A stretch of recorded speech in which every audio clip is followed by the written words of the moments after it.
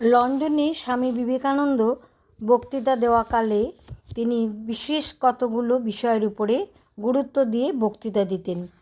মনকে শূন্য করা সম্পর্কে স্বামীজি বলছেন, কিছুদিন ধরে একাগ্র মনে জপ ধ্যান করলে ভিতরে কুণ্ডলিনী শক্তি বা ওজো জাগ্রত হয়। তখন শরীরের উপর একটা আভা বা আবরণী শক্তি সাধারণ লোকের উপর দেখা যায়। যারা দুষ্ট প্রবৃত্তির লোকের গায়ে সেখানে দেখা যায় কালো রং বা তামস রঙের আবরণ পড়বে। স্বামীজি বলছেন, দুষ্ট প্রবৃত্তির লোক এলেই দেখা যায় তাদের মুখের উপরে একটা কালো আভা আছে। সৎ ও চিন্তাশীল লোক যখন উচ্চ চিন্তা ও জপধ্যান করেন তখন তাদের গায়ে এই আবরণী শক্তি হয় শুভ্র বা উজ্জ্বল বর্ণ। বহুকাল ধরে জগৎ এই বিষয় লক্ষ্য করে আসছে। স্বামীজি বলছেন, মন্দিরে ও তীর্থস্থানে এই শক্তিটি সর্বস্থানে থাকায় মন্দির বা তীর্থস্থানের এজন্য সার্থকতা আছে।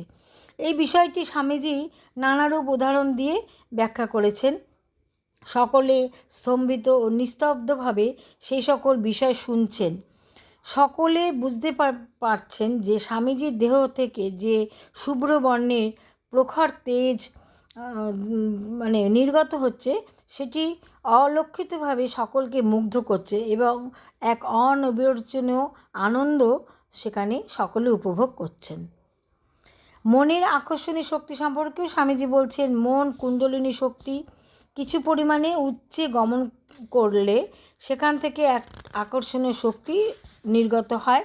স্বামীজি নিজেকেই তার উদাহরণ ও দৃষ্টান্ত স্বরূপ করে বলছেন যে তিনি বলছেন, আমার ভিতর হইতে একটা শক্তি জাগ্রত আমি করি, তারপর শত্রুবৃন্দের উপর সেই শক্তিটি ছড়াইয়া দিই।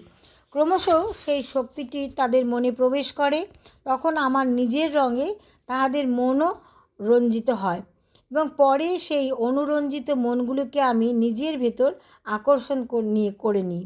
শত্রুবৃন্দের মন ও আমার মন তখন এক এবং একাকার হয়ে যায়। শত্রুবৃন্দ আমারই অংশ হয়ে নিষ্পন্দভাবে বসে থাকে। স্বামীজি বলছেন, আমি সেই সময় যে সকল বিষয় চিন্তা করি সেই সকল বিষয় ধীরে ধীরে তাদের ভিতরে প্রবেশ করে ও তারা সেই সকল বিষয়ও উপলব্ধি করে।